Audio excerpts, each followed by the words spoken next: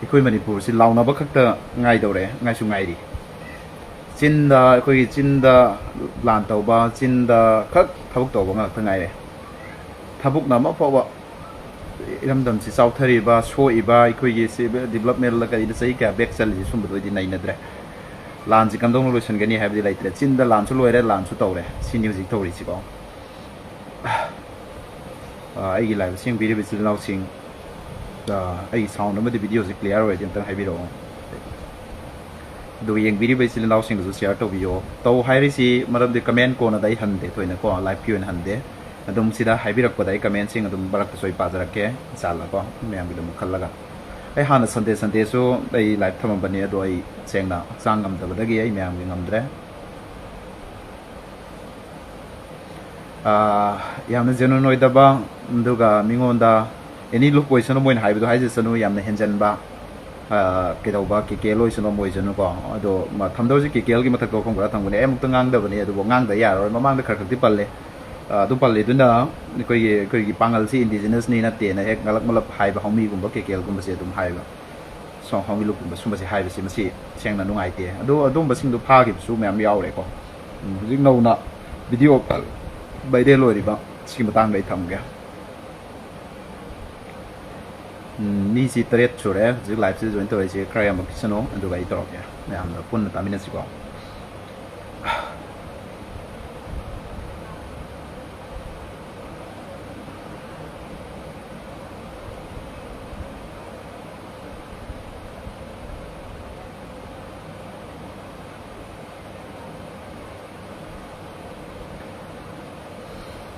ꯂꯥꯏꯚꯁꯤ ꯌꯦꯡꯕꯤꯔꯤꯕ ꯏꯆꯤꯜ ꯏꯅꯥꯎꯁꯤꯡ ꯀꯃꯦꯟ ꯄꯤꯕ ꯃꯇꯝꯗ ꯑꯩꯈꯣꯏ ꯀꯝꯃꯨꯅꯦꯜ ꯑꯣꯏꯕ ꯖꯥꯇꯤ ꯑꯃꯅ ꯅꯨꯡꯉꯥꯏꯔꯣꯏꯗꯕ ꯙꯔꯃ ꯑꯃꯅ ꯁꯣꯛꯀꯗꯕ ꯀꯃꯦꯟ ꯄꯤꯕꯤꯒꯅꯨ ꯃꯁꯤ ꯑꯩ ꯊꯝꯖꯔꯤ ꯑꯗꯨꯒꯤ ꯀꯃꯦꯟꯗꯣ ꯑꯩ ꯄꯥꯁꯨ ꯄꯥꯔꯣꯏꯀꯣ ꯃꯌꯥꯝꯅꯁꯨ ꯑꯗꯨꯒꯤ ꯀꯃꯦꯟꯗꯣ ꯊꯣꯏꯗꯣꯛꯅ ꯍꯟꯅꯔꯨꯅꯨ ꯀꯅꯥꯅ ꯊꯤꯡꯒꯅꯤ ꯁꯣꯁꯤꯌꯦꯜ ꯍꯥꯏꯁꯤꯗꯤ ꯃꯥꯒꯤ ꯃꯥꯒꯤ ꯀꯩꯗꯧꯔꯛꯄꯅꯤꯅꯀꯣ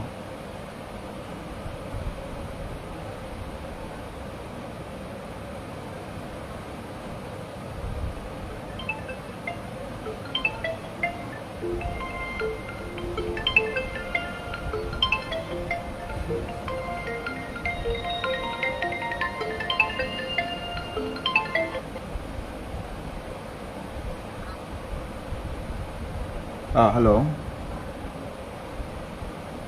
ꯑꯩꯁꯤ ꯍꯧꯖꯤꯛ ꯂꯥꯏꯚꯇ ꯑꯩ ꯋꯥꯐꯝ ꯈꯔ ꯊꯝꯃꯤ ꯀꯣꯟꯅ ꯋꯥꯔꯤ ꯁꯥꯕ ꯌꯥꯔꯗꯤ ꯁꯥꯟꯅꯁꯤꯀꯣ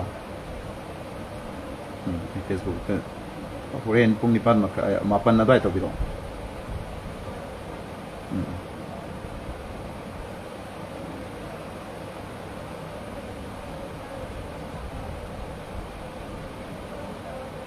ꯆꯥꯔꯕꯣ ꯖꯍꯤꯔ ꯆꯥꯔꯦ ꯉꯝꯈꯩ ꯉꯥꯛꯄ ꯁꯤ ꯃꯤꯠ ꯈꯜꯂꯒ ꯆꯥꯗ꯭ꯔꯗꯤ ꯌꯥꯔꯔꯣꯏ ꯌꯥꯔꯦ ꯃꯌꯥꯝꯁꯨ ꯌꯥꯝꯕ ꯌꯥꯝꯗꯕ ꯊꯤꯗꯅ ꯑꯗꯨꯝ ꯍꯧꯔꯁꯤ ꯐꯣꯟꯁꯤꯁꯨ ꯑꯩ ꯂꯥꯏꯚ ꯊꯥꯔꯤꯉꯩꯗ ꯏꯆꯤꯜ ꯏꯅꯥꯎꯁꯤ ꯌꯦꯡꯕꯤꯔꯒꯗꯤ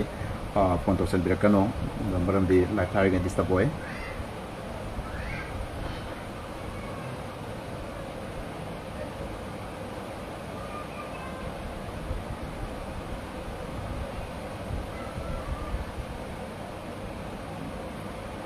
ꯐꯔꯦ ꯃꯌꯥꯝ ꯍꯧꯖꯤꯛ ꯑꯩ ꯋꯥꯐꯝ ꯊꯝꯖꯔꯛꯑꯒꯦ ꯍꯧꯖꯤꯛ ꯂꯩꯔꯤꯁꯤ ꯃꯅꯤꯄꯨꯔꯁꯤ ꯃꯩꯅꯤ ꯆꯥꯛꯏꯁꯤ ꯑꯩꯈꯣꯏ ꯃꯅꯤꯄꯨꯔꯁꯤ ꯏꯪꯉꯦꯅ ꯈꯟꯕꯩ ꯋꯥꯅꯤꯀꯣ ꯀꯔꯤ ꯄꯤꯌꯥꯔ ꯂꯥꯛꯑꯒ ꯏꯪꯉꯦ ꯍꯥꯏꯔꯤꯁꯤ ꯑꯩꯈꯣꯏꯒꯤ ꯗꯤꯕꯂꯞꯃꯦꯟꯗ ꯀꯔꯤꯗ ꯂꯣꯏ ꯂꯝꯕꯤ ꯈꯣꯡ ꯂꯣꯏꯅ ꯀꯣꯝ ꯇꯧꯔꯒ ꯑꯩꯈꯣꯏꯒꯤ ꯌꯧꯍꯟꯕꯨꯡ ꯑꯣꯏꯕ ꯌꯥꯔꯕ ꯏꯃꯥ ꯂꯩꯕꯥꯛꯀꯤ ꯀꯥꯡꯈꯣꯡꯅꯤ ꯀꯣꯅꯨꯡꯗꯨ ꯀꯥꯏꯔꯒ ꯂꯩꯔꯕꯅꯤ ꯂꯣꯏꯅ ꯑꯦꯅꯤ ꯃꯐꯝꯗ ꯁꯣꯠꯊꯔꯒ ꯂꯩꯔꯕꯅꯤ ꯑꯗꯣ ꯑꯩꯅ ꯃꯌꯥꯝꯗ ꯍꯥꯏꯖꯅꯤꯡꯕꯗꯤ ꯑꯇꯩ ꯅꯠꯇꯦ ꯑꯩꯈꯣꯏꯒꯤ ꯁꯤꯗ ꯑꯣꯔꯒꯅꯥꯏꯖꯦꯁꯟꯅꯁꯨ ꯄꯤꯛ ꯊꯜꯂꯦ ꯑꯩꯈꯣꯏꯒꯤ ꯃꯅꯤꯄꯨꯔꯁꯤ ꯄꯥꯡꯒꯟꯒꯤꯁꯨ ꯃꯩꯇꯩꯒꯤꯁꯨ ꯌꯨꯝꯊꯣꯡꯒ ꯑꯣꯔꯒꯅꯥꯏꯖꯦꯁꯟꯒ ꯂꯩꯕꯒꯤ ꯐꯤꯕꯝꯗ ꯂꯩꯔꯦ ꯁꯦꯡꯅ ꯑꯃꯒꯤ ꯅꯠꯇꯅ ꯂꯩꯔꯛꯄꯁꯤ ꯃꯤꯌꯥꯝꯒꯤ ꯁꯦꯕꯥ ꯇꯧꯒꯦꯅ ꯊꯣꯛꯂꯛꯏꯁꯤ ꯑꯐꯕ ꯑꯣꯏꯔꯗꯤ ꯂꯣꯏꯅꯃꯛ ꯐꯩ ꯑꯗꯨ ꯃꯃꯥꯡꯗꯁꯨ ꯑꯩꯅ ꯍꯥꯏꯖꯈ꯭ꯔꯦ ꯑꯦꯅꯤ ꯂꯨꯞ ꯑꯣꯏꯁꯅꯨ ꯃꯥꯒꯤ ꯀꯝꯃꯨꯅꯤꯇꯤꯁ ꯈꯛ ꯌꯥꯅꯕ ꯆꯠꯄ ꯃꯅꯤꯄꯨꯔꯗꯗꯤ ꯖꯥꯇꯤ 34-35 ꯂꯩꯕꯅꯤꯅ ꯀꯝꯃꯨꯅꯤꯇꯤꯁ ꯑꯃꯈꯛꯀꯤ ꯌꯥꯅꯕ ꯆꯠꯄꯗꯤ ꯃꯗꯨ ꯅꯨꯡꯉꯥꯏꯖꯔꯣꯏꯅ ꯑꯩ ꯊꯝꯖꯒꯦ ꯑꯗꯨꯅ ꯂꯣꯏꯅꯃꯛ ꯂꯩꯔꯤꯕ ꯊꯪꯅꯔꯤꯕ ꯑꯗꯩ ꯂꯝꯕꯤ ꯂꯣꯏꯅꯃꯛꯁꯤ ꯑꯩꯈꯣꯏ ꯂꯩꯅꯔꯤꯕꯅꯤꯅ ꯑꯣꯜ ꯀꯝꯃꯨꯅꯤꯇꯤꯁꯁꯤꯅ ꯌꯥꯅꯕ ꯆꯠꯄ ꯃꯊꯧ ꯑꯃ ꯇꯥꯏ ꯃꯁꯤ ꯑꯩ ꯃꯃꯥꯡꯗꯁꯨ ꯍꯥꯏꯖꯈ꯭ꯔꯕꯅꯤ ꯑꯗꯣ ꯀꯦꯀꯦꯜ ꯍꯥꯏꯔꯤꯕ ꯁꯤꯒꯤ ꯃꯇꯥꯡꯗ ꯃꯈꯣꯏꯒꯤ ꯂꯨꯞꯁꯤ ꯃꯃꯥꯡꯗꯁꯨ ꯃꯌꯥꯝ ꯀꯝꯃꯨꯅꯦꯜꯒꯤ ꯑꯣꯏ ꯑꯗꯣ ꯑꯩꯈꯣꯏ ꯃꯣꯏ ꯃꯥꯟꯅꯕ ꯌꯥꯕ ꯑꯣꯔꯒꯅꯥꯏꯖꯦꯁꯟꯁꯨ ꯅꯠꯇꯦ ꯃꯃꯤꯡꯁꯨ ꯊꯥꯗꯦ ꯑꯩꯈꯣꯏꯅ ꯃꯔꯝ ꯑꯃꯗ ꯑꯗꯣ ꯕꯠ ꯃꯤꯌꯥꯝꯗ ꯌꯨꯠꯁꯤꯡꯗ ꯄꯕ꯭ꯂꯤꯛꯀꯤ ꯁꯦꯟꯇꯤꯃꯦꯟꯗ ꯑꯇꯣꯞ ꯑꯇꯣꯞꯄ ꯀꯝꯃꯨꯅꯤꯇꯤꯁꯇ ꯌꯥꯝꯅ ꯑꯩꯈꯣꯏꯒꯤ ꯊꯃꯣꯏ ꯁꯣꯛꯄ ꯋꯥꯐꯝ ꯊꯝꯃꯛꯄꯁꯤꯗꯤ ꯃꯁꯤ ꯈꯥꯡꯕ ꯉꯝꯗꯦ ꯃꯔꯝ ꯀꯔꯤꯒꯤꯅꯣ ꯍꯥꯏ ꯀꯥꯟꯗ ꯑꯃꯃꯒꯤ ꯅꯠꯇꯅ ꯃꯁꯤꯗ ꯑꯩ ꯀꯩꯅꯣꯝ ꯍꯥꯏꯒꯦ ꯃꯈꯣꯏꯅ ꯄꯜꯂꯤꯗꯣ ꯌꯥꯝ ꯍꯛꯆꯤꯟꯕ ꯌꯥꯝꯅ ꯑꯩꯈꯣꯏꯒꯤ ꯄꯥꯡꯒꯜꯁꯤꯡꯁꯤ ꯌꯥꯝꯅ ꯑꯩꯈꯣꯏ ꯄꯥꯡꯒꯜꯁꯤꯡꯁꯤꯒꯤ ꯌꯥꯝ ꯁꯤꯊꯕ ꯑꯃ ꯌꯥꯎꯔꯤ ꯑꯗꯨꯒ ꯏꯐ꯭ꯔꯨꯞ ꯀꯟꯕ ꯏꯒꯤ ꯄꯜ ꯉꯥꯛꯄ ꯍꯥꯏꯕ ꯑꯃꯁꯨ ꯌꯥꯎꯔꯤ ꯑꯗꯨꯒꯤ ꯃꯇꯥꯡꯗ ꯑꯩ ꯐꯖꯅ ꯀ꯭ꯂꯤꯌꯥꯔꯦꯁꯟ ꯇꯧꯔꯛꯀꯦꯀꯣ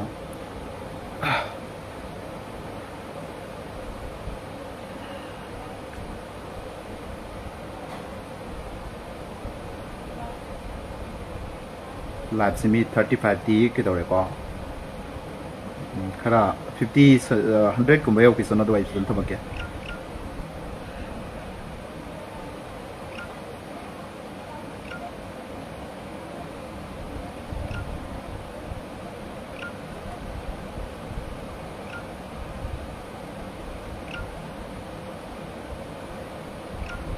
ꯃꯌꯥꯝꯁꯤꯕꯨ ꯍꯧꯖꯤꯛ ꯆꯥꯛ ꯆꯥꯅꯔꯕꯅꯤꯀꯣ ꯃꯅꯤꯄꯨꯔꯗꯗꯤ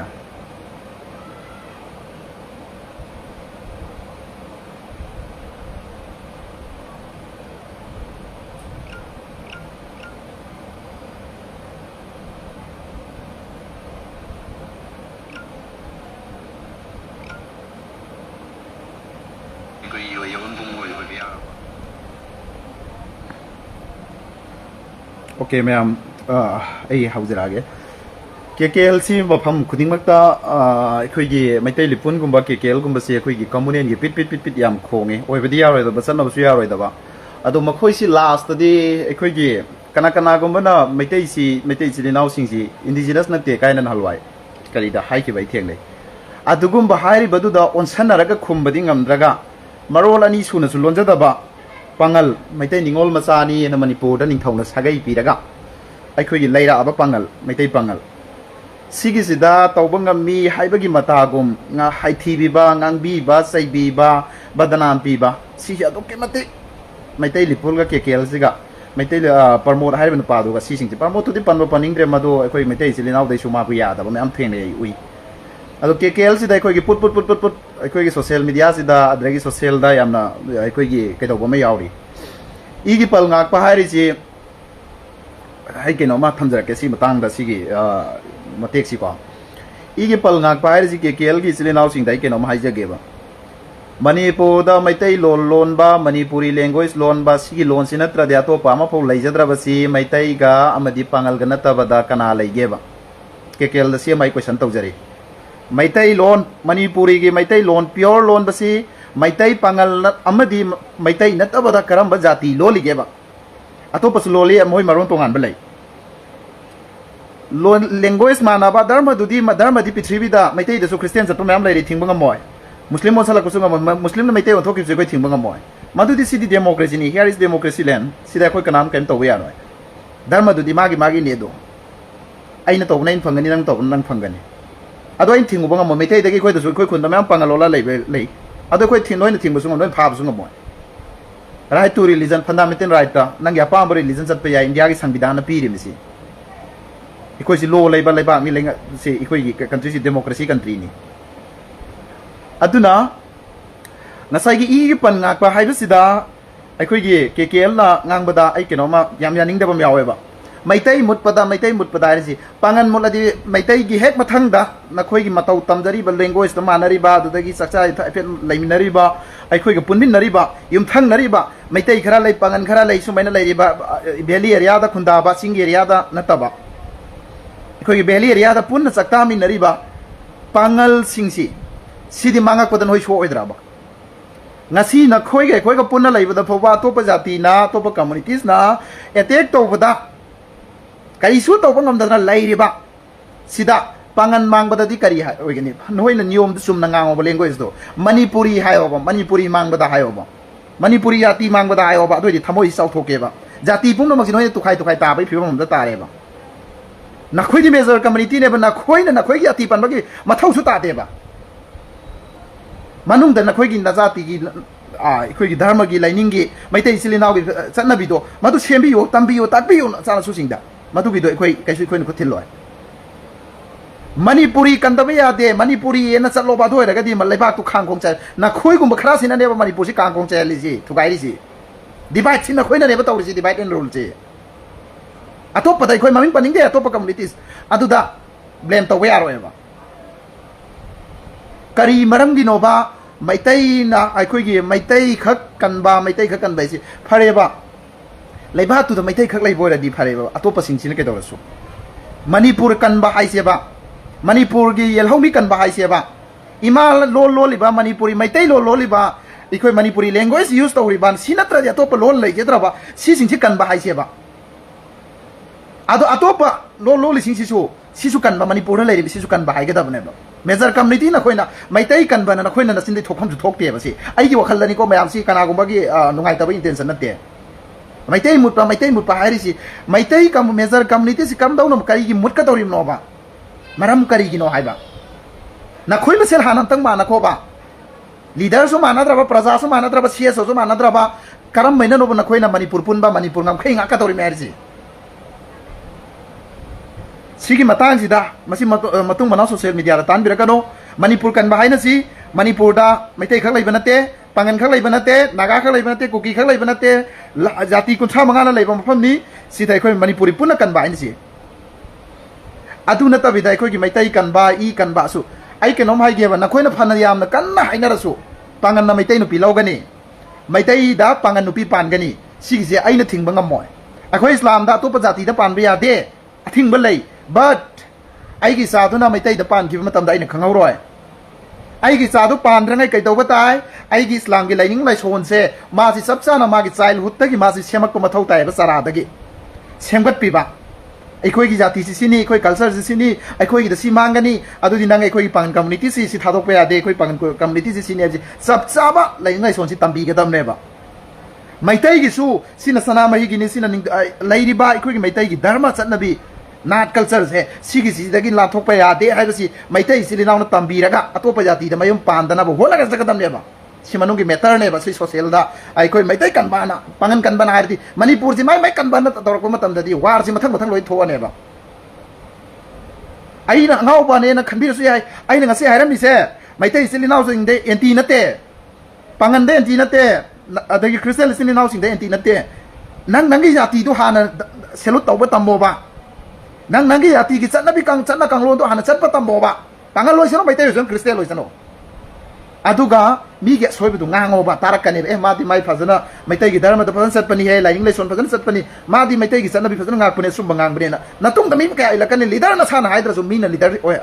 ने लालकने बा नतुंग ता नारकने बा अदुदि नतबिदा चिन्दा ngangaga मैतै नुक्सिबे साबा चिन्दा ngangaga पांगल नुक्सिबे साबा मसी पुनमसी तोपियोबा नंबर 1 दा asai gi ge panga ko to kari manipuri ekoi tripura dai tripuri mutki bugom ne manipur dai sumut ki bi yai ekoi section ge ta yellow missing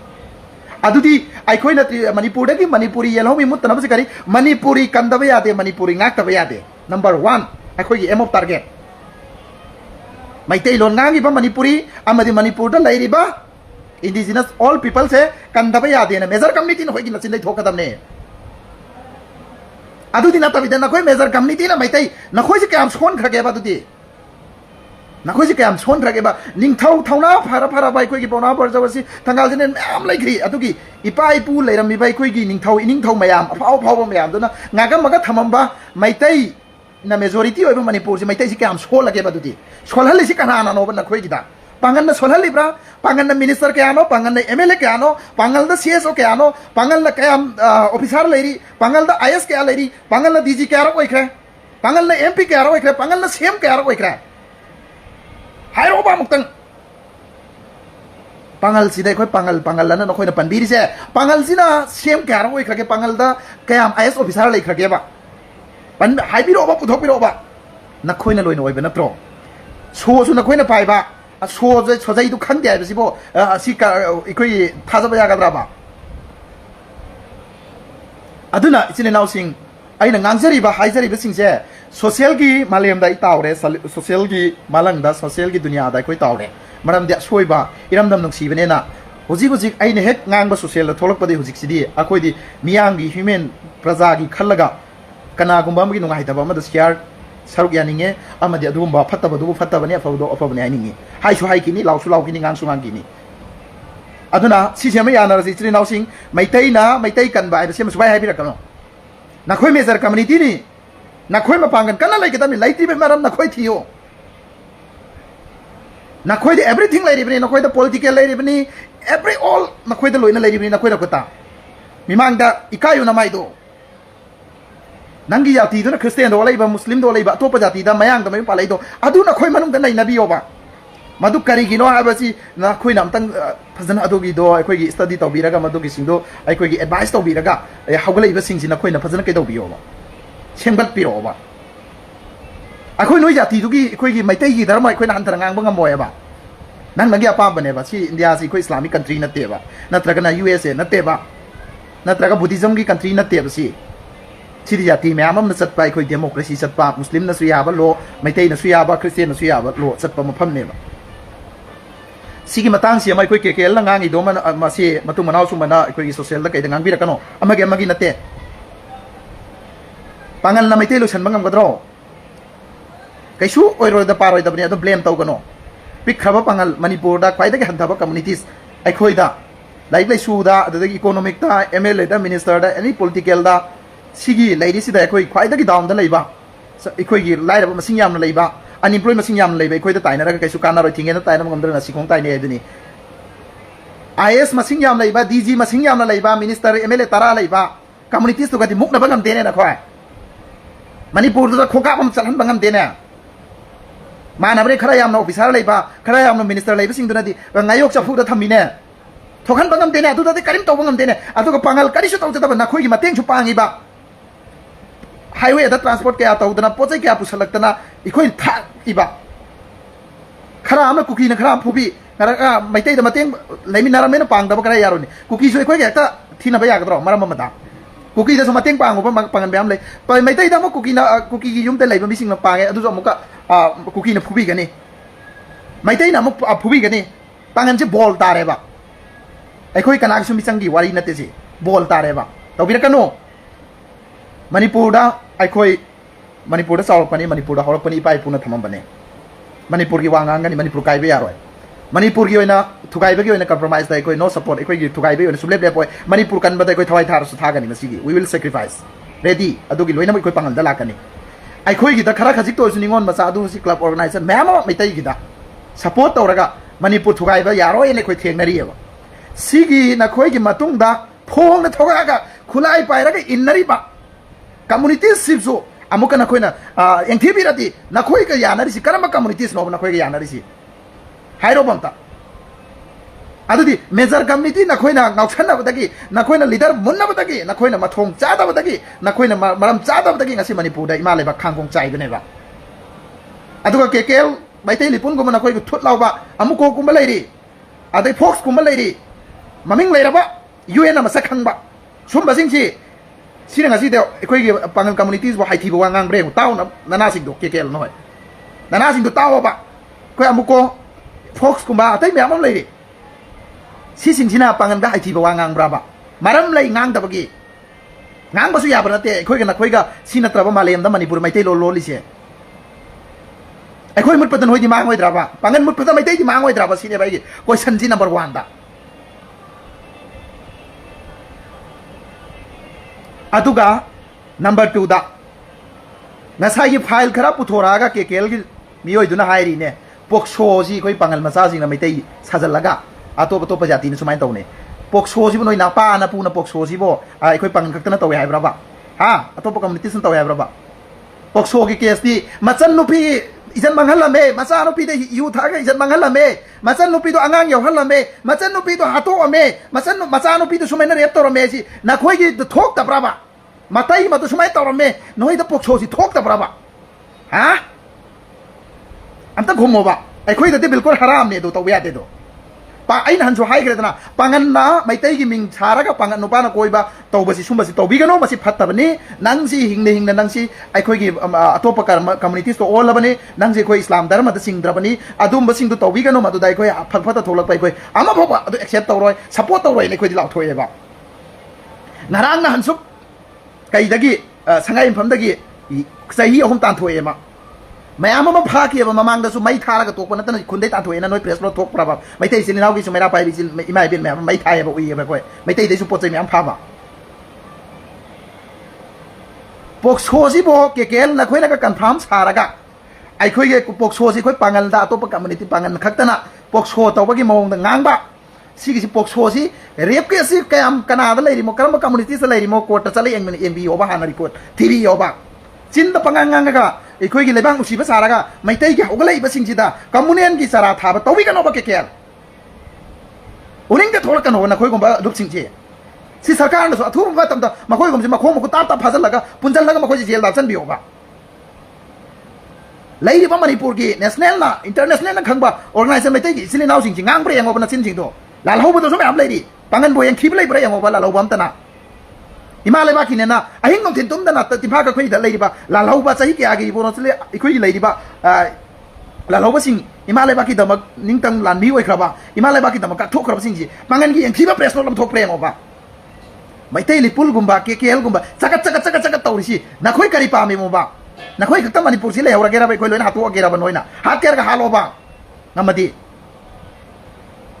POCSO सि बखोई पागन खतना तौबगी मोंदा rape case नोगी Meitei ननि एजामा सि मैतै पालेना इना सावगनो एंबियो मतुकी दुदा आइना हाइनिंग इसिदि मसुगुम मयाम सि पुथोग अखोई फाटोक नबद्रो पामी सि नखोइना थोइसी खोई गिदा करम थोखरगेबा मचा नुपी के दौरमे आदरगी मतै करम मफमदा नखोई गिदा नखोई तौबुदुसु सोशल दा लोसन ब्रेसु लोसन दे लोइन फ्लैक्स तौब ngakतनी अदो पोक्सो गसी खोई गी पंगल दा यामना के दौबगी टाइप ता मदु मैने खोई दा संबिरकनो मसु रेकॉर्ड लोइन खंगबा ngakतनी इरमदम लोइ हिंगमिनारकपनी चौमिनारकपनी हुजि मतम याम चौखलाबनी तौबिगनो aina haizari ji maitai silinau singda communal sagatpagi wasunate sengna kekel gumba maitai lipul gumba si maitai silinau ge khangai oja guru sing phajan biu punsin biu makoi si warak biu atem biu natrabadi laibak si khangkhong chairaga dum laithigani nakhoi gi natung de injury ba thong na lam mateng pangi ba pangal sibu nakhoi na nungsiba ngamdrabadi malem si gi itihas ta lummi pithibi da laiba mi pung khudi mak si na khangpo matamda nakhoi de kai phiru khumakani nong na tnong masi kaubigano अखोई पांगलनी मणिपुर लेबा मुस्लिम lining चटपा इस्लाम धर्म अखोई lining चटपा पांगलनी Meitei निंगथौना सगै याद पीरगा अखोई लेखिबा लामदा अखोई इरमदम सिंग आकमिनरकपदा इखेंग लगदा थवाई क्या कटखगा थेंगनामिनरकपा लेबाक लेमिनरकपा थौना लिंजेन मयाम दुदा पांगल सी अखोई गी अदुकी मति एग्रीकल्चर द करिदा मणिपुर दा अखोई पुथोरखिबनी मदुदा निंगथौना पेनबीदुना सगै पीरगा अखोई बो ताहलखिबनी थममबनी अखोइना नखोइदा मुल्लाबा लेते लाबा लेते अखोइगी थवाइना पोंथा कया पीरगा अखोइगी ई कटलगा अखोइसु लेबाक तुदा लम लेपा आगा लेरकपनी मसिदा नखोइना अखोइबो सुम ngalap लेते अखोइबो हिंथीबीबा हुरान बम फारे एकता अखोइगी करिम कथाइना बीबा तौबदु तौगनो हुरान बा सपोर्ट तौबई वानते मैतै देसु मयाम फारी नंबर 4 चाबसु मैतै दसु लै पांगन दसु लै यू थकपसु लै गंजा थकपसु लै नंबर 4 कारबा तौबसु मैतै दसु लै पांगन दसु लै ऑल कम्युनिटीज द लै मसिगी सी अखोइ मसि मसिंग तोमबदुना चावबदुना आइबीसी कनागुमना अखोइगी खबरदा हापा मतमदा मुस्लिम नुपी एम नंबर 4 का फारे मदुम बदु तौबिरकनो ममांगदसु हाइजक्रे तोमबदुना चावबदुना आइजि मैतै नुपी एम फारे आइदि नोइजि नुंगाइगद्रा बा अदना मणिपुर थुगाइरिसी लास्ट अवार्ड आइना आइजनिंग बदी मैतै सिलिनाउना नेना हाइरकनी मरमदी मेजर कम्युनिटी ना खोइना ना खोइ सिदौरे खोइ कंदबा यादे अखोइगी मिसिंग अतोपद लोइन वनसन गिदौरे अतोपना लोसन गिदौरे सि ना खोइ पांगदबा योखलनी ना खोइ मसेन मानबियो ना खोइना सुम जो पाइरिबनी ना खोइ एडमिनिस्ट्रेशन लोइन एवरी ऑल पॉलिटिकल सीएसओ अददगी एम्प्लॉय लोइन मक ना खोइ ना मसिंग यामिबनी ना खोइना फजन सेक्शन ना खोइ अखोइ मैतै सिलिनाउ द सोथरैबा अदगी मैतै सिलिनाउ ना मयांग ना मयम पालाइबा अदे अतोप पांगल द पालाइबा दो अदुना खोइ फजन एडवाइस तौबिरगा स्टडी फजन तौबिरगा इंखलैबा जेनरेशन सिंगदुदा फजन तंबिरगा ना खोइ लाइनिंग लाइसोल नाट एंड कल्चर लो फजन तंबिरगा मखोइ बो सेंगत पियो अदुगु ना खोइ याति चाखना बो ना बियो ना खोइ याति गी सोइबा मयाम द कुपसन ना अतोप जाति द केदौबि तौरकनो कनामना क्रिस्टियन दो ओलोन हाइरगे मैतै दै सिलिनाउ क्रिस्टियन लोल सिंजिबो मसा मसा ओन बनत्रो पांगन द पालाई सिबो खोइ ना नमदना लौरुब्रो मसा मसा यानरा चेलै नत्रो मयाम लैरे खोइ खुंदा मसिंग थिंगमदना लै सिजे खोइना मसा मसा यानरा लैरे नत्रो तौगनो नांग बियारे हाइ बियारे ना अदुगा केकेएल लास्ट ओइना हाइजरी नखोइदा लेमिनबा खोइ कनासु हुंदोकनबा याब नते ngलक मलक किदा खोइ youth Singh sentiment काइबा ahal laman singi sentiment kaiba malamdam si uji khang kong chairaga leirimi pyar leirimi mapam pi pan banate aduna yam munna khala khala ga wangang bi social da ngang bada ai ngasi phowa maitai chilinau da communal gi oiba natraga na maitai pallaga ngang ba yaw da bani maram kari gi na ai kanda madu ngang ba su yade madu ngang ba su yade maitai yamna suaraga maitai loina mak saibe yaroi panga lup ama saibe du di lup tu di marala di mi hala di sai tam ni madu maitai de saibe nate lup tu da saibe ni lup tu da sum ba tawbiyo na aduna aikoi ge KKL gi chilinau sing maitai lipun na khoi khra gyan tabiyo manipur si mai chai mi he ne na mai achak ko mai da gi hai ge khan gano na khoi na kaubi roi da ba ma pangal mang ba su maitai yawe ai ba siam kaubi gano masi se noi lung da larik iraga thamgera tamoro masi hayeng na khoi tungda aina hari ba se masi asum bani aran bani sinoi khangkani hujik so dum gyan ta mi di khangbiram bani Tripura da gi Tripuri mut khibugum Manipur da su Manipuri maitai lon ngam mulakani kuiroi mana haudradi aduna nakhoi major community na maitai kanba maitai i kanba haibase masi pang da bayo famni nakhoi na loina mak power nakhoi gi khutta leiribani maduna nakhoi manung da dum tawbiyo sokhalan biyo maitai gi leirambi bai pai pu gi khoi gi leibiri bai silinau gi maitai gi hana da gi leiriba missing census to dum kaidana hingatna ba amadi leiminna na ba hana gi sang dura leina bagi khoi hona biyo kari sukai te madu da khoi khutsu thinjal loi madu khoi thausu natte aduga pangal da badnam tawba pangal da blame tawba sema to piro please pangal da ikoi blame tau bang anak lai te ka thin ba se masi topi you please ikoi khang ba ware pangal singchi ngasi ai gi phol se kai gi tawi KKL gi video si share tok jalakpa yamba oza inau isa nupa KKL la mohin sumai ne koi tawri si sibo kari gi nona UMPC na haire idu da maitai khaki na te pangan da gi su yauri ba communal gi oi ba wa ngang ba sugum ba lup sing gi phagat pi sum masi MBU ai ba ne aikoi pangan da su pangal khaki wa ngang ga maitai ba hai thi ba ngang pa lup to madu na khoi na mo complain tawra phagal a lo ge ba process taw hallo aikoi kari su hairoi ba UMPC na hairi iba potu da kari ya soi ba yaura ge ba na khoi na ngang ba du gi natra na khoi na taw du natra ba na sin na thok na amaka su hairi ba pokso ge na pokso gi na mai da na tin ja ikoi ni tholai bak tin sigal na mai tai du ko mane ba pokso ge ke si kam maitai sin naw da lai ge tang record thi bi ba amtang thi bi ba crime se aduga social history se nai na bi ba machan no pida macha no pida ma matai mada kam thoke ba crime ji anta mayam atoba community su yeng ai gi life sida hai bi ba mayam su comment da chumila le do kana hena thoke ba adu na khoi gi yati da khoi gi maitai sili naw gi da na khoi control to bi ba dum do hana thing bi ba pangal da so aina haisari maitai mi gi ming saraga maitai nupi koi ge khaliba pangal nang mai muslim oidrabne amadi maduda phafata tholakpa dai te koi support to roeba proof evidence ana mina warak watem ba tawrakpada ai koi madugi koi support to roeba madu ain gi oiba log gi oiba chap chap pen gi ba koi support to roi full support to gane maitai sil naugi warning ni si pangal sil nau to su tawbi ga no wasi mina hangai se ai koi dagi maitai saraga tawruba khujok khara yauru buduna ngasi mina makha phala phala ngang pane ba ai khoi pangan ge soi bedo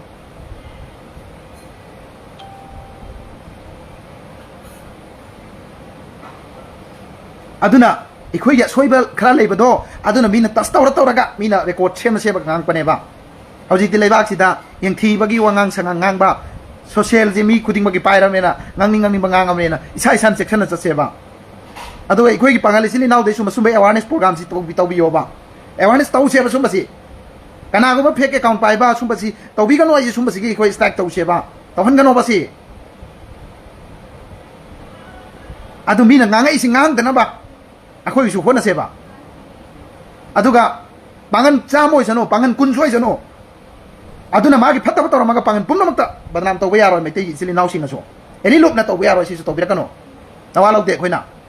last din na khoji yelo mina te ne khon law thor kane ba KKL noi se krai jela kono na ngane mai tei lipun se krai jela kono masigi ikoi promotion ga se krai jela kono ngane ba iram damgi ipa ipu na leram mi bai sili naw me amai tei sili naw seri bai me am singina leram ba sum bai na torok te banda ke lanji to ngangi be sum bai na ngang te ba adudi lamji hat kai sin noi a mayang ge RSS ti follower to ri ba lamji hati chaning da ba ikoi ne karam bichak rage mai tei sili naw gi uram ba phara ikoi phu bra hat pra ba ikoi na ngasi bauta mai tei ga ikoi pangan so phai ba hat pra ba phu ikoi noi na cha ba ya da chinja pisa bra ba ikoi gi da hausa ikoi gi bisalak pa bicharak pada ꯑꯩꯈꯣꯏꯅ ꯅꯈꯣꯏꯗ ꯈꯥꯡꯉꯒ ꯑꯩꯈꯣꯏ ꯃꯌꯥꯝ ꯂꯩꯕ ꯅꯠꯇ꯭ꯔꯕ ꯑꯗꯨꯃꯥꯏꯅ ꯅꯣꯏꯅꯗꯤ ꯑꯩꯈꯣꯏꯅꯗꯤ ꯅꯈꯣꯏꯒꯤ ꯃꯊꯛꯇ ꯇꯧꯈꯤꯕ ꯂꯩꯔꯕ꯭ꯔꯕ ꯇꯧꯒꯅꯨ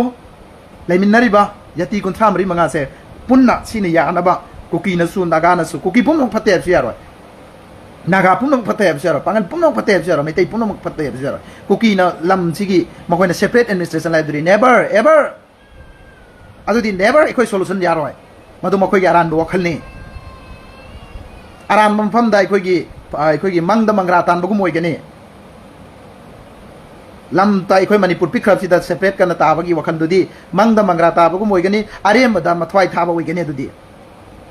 sima su haijage aduga maraki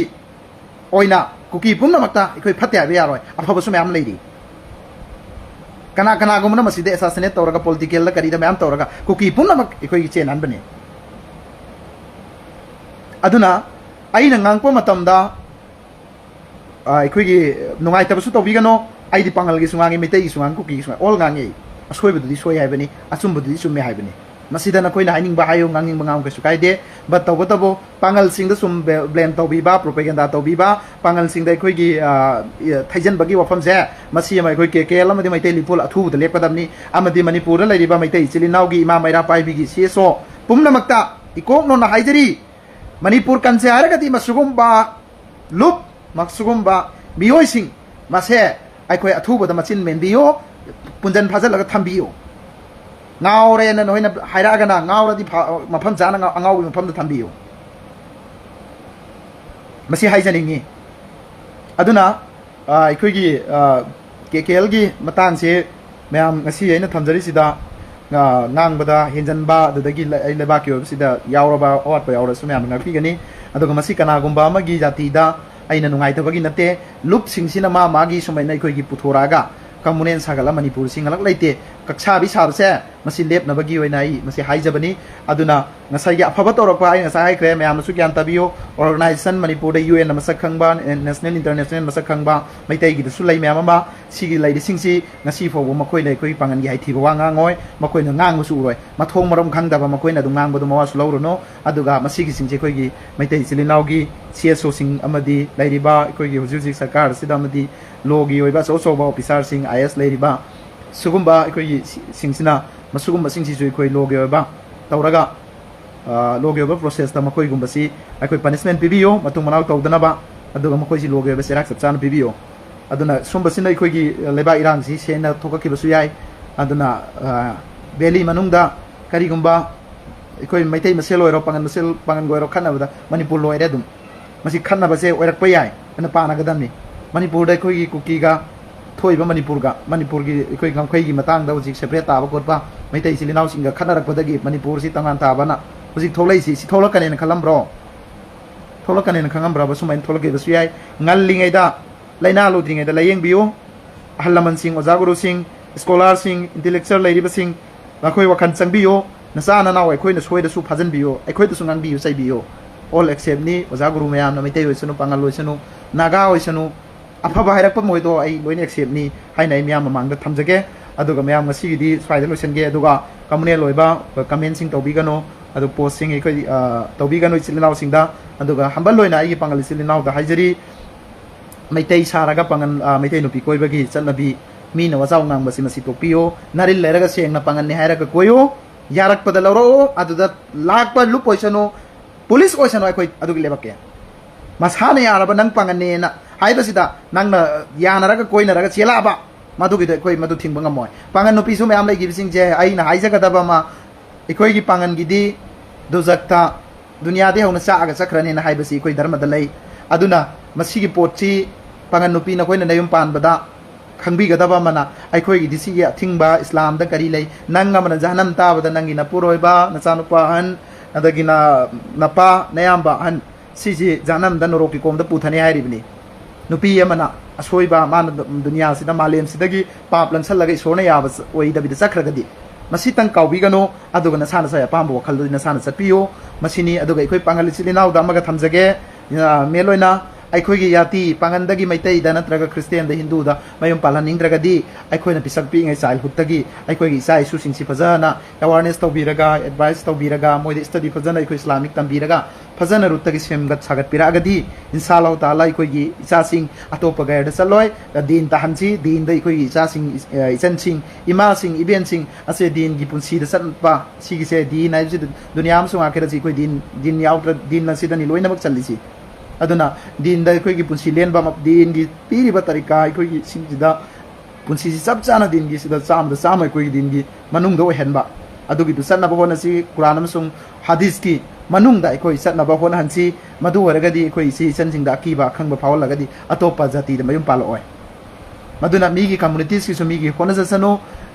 maitai sin naw gi so hona biyo no hoi gi line ina gi lining le sol maitai gi culture gi oina tambiyo angang oi ngai tagi aduga atopa jati da satna ba hona biyo mingon da taina biru no pangan da taina ru no maitai da taina ru no masi akhoi gi soi bani we are akhoi se akhoi mistake oi ri se we are all mistake ana isana accept to bangam moba akhoi na khoi dagi helaba malem prithvi sina accept to raba who is the best person in this world and google la hangbada isai na su buddhist na su the christian na su muslim na su jews na su accept to raba prophet muhammad sallallahu alaihi wasallam fa idi phaba misak si mahang na adu phaba I am not perfect person hairami me allah gi nabi do adu phaba ai gunagar ni ai allah da adu phaba ma prayer to rami me masana perfect ne aram banate akhoi ego da yam chaloji ego si allah gi nabi na akhoi prophet na rami napal haibasi noroki ko omne na ada napal to baya de aduna napal to dabi dai khoi allah amsung rasulna quran amsung hadith na hairi bese masigi tarika quran amsung hadith sigi chap chap si chen sing sida akhoi khangal laga tambiraga takpiraga makoi da adugi dunya akhoi adugi punsi mare du laga akhoi lehalaga di atopa jati da chatloi haibasi memam dai thamjage aina khangja haijadana haibanate akhoi da tambirako ulama sing na haibi basing du akhoi knowledge lojal laga memam da share thobani soi ki balan ki biawr sumyam ngak pi gani thank you everyone